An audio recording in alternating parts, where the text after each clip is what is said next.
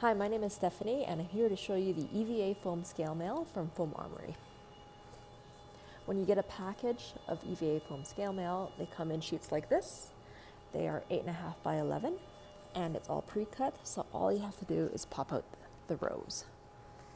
The rows are super easy to come out, and you will get little tiny offcuts, which include circles that I like to refer to as rivets, or little teardrops that we'll call dragon tears. Honestly, you can just save them for future projects.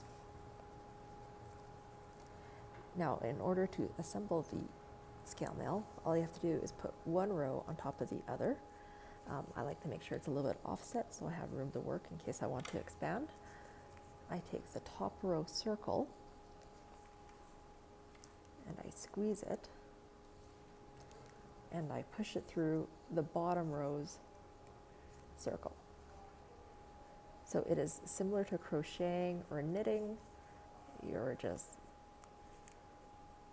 pushing and weaving it through. Keep repeating the process all the way down the line. And eventually you'll get this. And that is how you assemble the EVA foam scale mail.